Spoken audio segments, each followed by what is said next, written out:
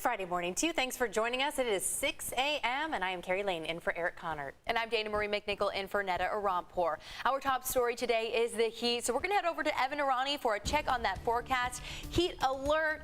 I am excited for this weather. I feel like it's the first official summer. Yeah, well, and like we were saying, Carrie, a lot of the kids are out of school, so your kids are out. And hey, get ready. I mean, you got what, 8 weeks now, 10 weeks? Oh, thank you, Evan, for yeah, right, exactly. No, yeah. I'm in survival mode now.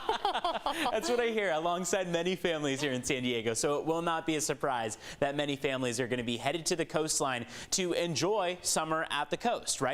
That's where you're going to find the more moderate temperatures. But inland and your mountains, your deserts, it is very hot out there. We've got upper 80s in the forecast. This is your map showing your afternoon high temperatures. 87 for Escondido, 91 for Amona and Julian, 113 in Borrego Springs. An excessive heat warning in effect for your San Diego County deserts. It's going to be a hot one across the board, near record breaking all the way through the weekend. So this is the time to keep in mind. Coastline is the place to find the cooler temperatures. And if you're not along the coast, you want to take all the necessary precautions. So remember, you can get the forecast sent directly to your phone. You can text the word heat to 858-571-8888. So you got that number here on your screen. Again, text the word heat to 858-571-8888. We will be back in just a few minutes running through the next 8 days, talking about what's in store, when we're going to have some relief from this heat. It's all coming up in just a bit. Back to you guys.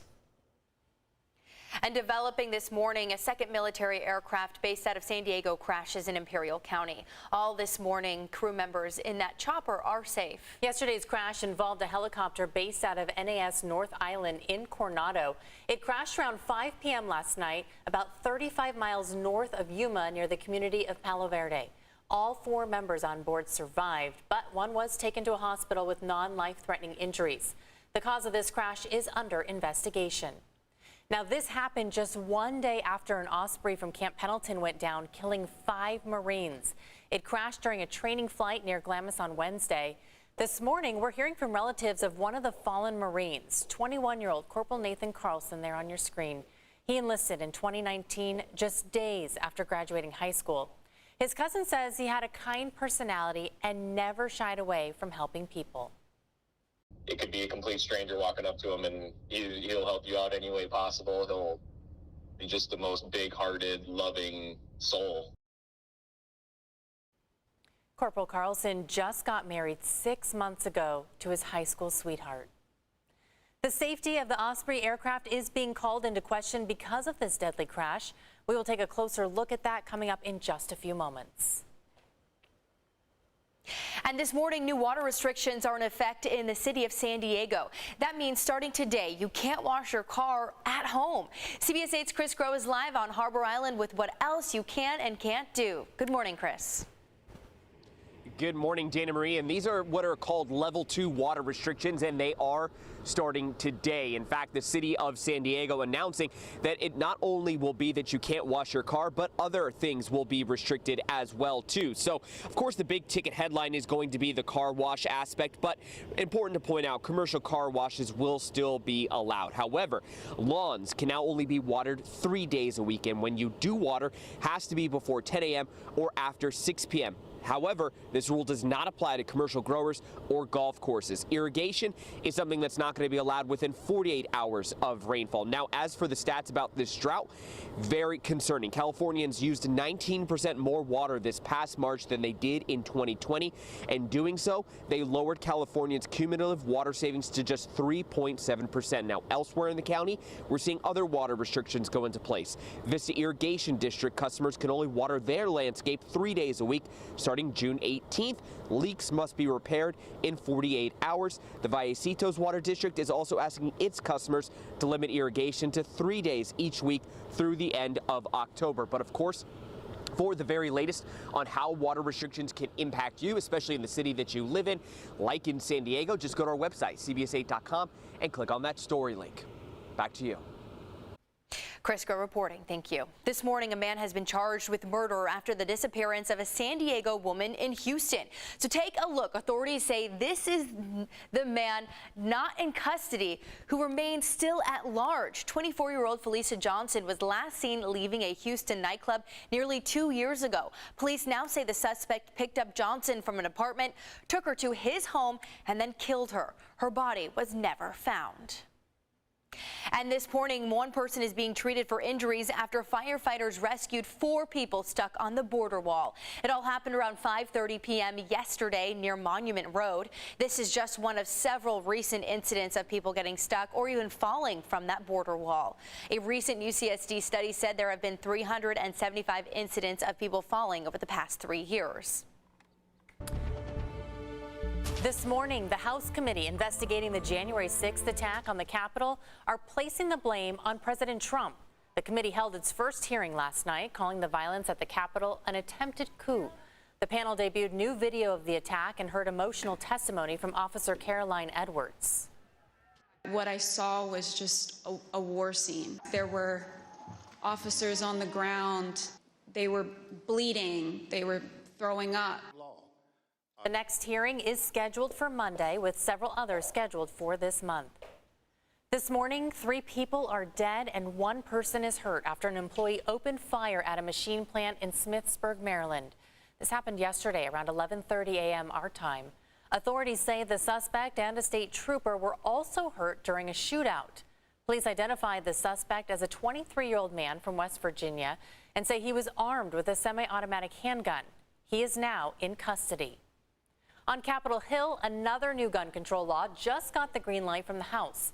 The measure is a red flag law designed to keep guns away from people that are considered to be dangerous to themselves or even others. Earlier this week, the House passed a separate package on gun restrictions, including raising the purchasing age for semi-automatic weapons. Both measures will likely face a hard time getting past the Senate. This morning, inflation is at a 40-year high. Consumer prices surged 8.6% just last month compared to the year before. Now, the price increase was higher than April's 8.3%. Higher gas prices are to blame for this increase. Coming up at 6:24, we're taking a closer look at the impact of this new report. In the meantime, we have now set a record high for gas prices 2 weeks in a row. Now, this morning, the average price for a gallon per gas here in San Diego, $6.35. That's nearly 3 cents higher than it just was yesterday. Unfortunately, experts say this trend will continue over the next year. And of course, here in San Diego, we have beautiful weather, which means that we don't really need to travel or maybe go on those road trips. People in the desert are flocking to us. Yeah, that makes sense. I mean, I would say that the coastline is going to be where you'll run into the most mild of temperatures. We're starting off with a view outside at Mission Bay. I mean, you have that layer of clouds that we're working through, but our mountain cameras are showing that that sun is already beaming down on us, and that marine layer is much more shallow, much more thin than what we're normally used to. So while you may head out on the roads and see some limited visibility, a little bit of fog out there, it is not going to join us for long. Here's the marine layer and here's the coastline, right? You've got it right along the immediate coast, mainly west of the 5, not causing much interference right now. As we go into the next couple hours, we've got a big jump ahead. So we are right now in the upper 50s and low 60s for your inland valleys, for your mountains. We're going to go all the way to 90 this afternoon for those 2 microclimates. Along the coast, it is much cooler, low 70s out there.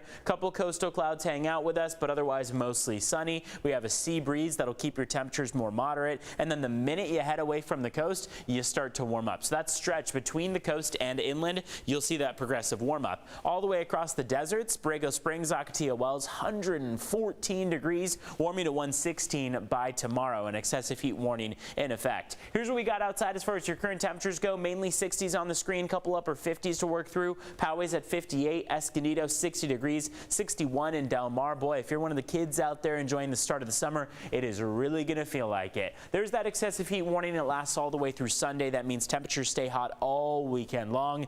Keep that water on hand, keep the sunscreen with you, and find some shade. If you're in the deserts, you want to find a place to get some AC, and even across some of your inland valleys. That warmth out there, those low 90s, can feel particularly hot. So here's that live look outside as we head through the morning. looks like fog is pretty limited as we start off the day. Want to get to what's going on as far as the roads go. So next 10 days, again, temperatures are going to warm up for the next couple days and then start to cool down.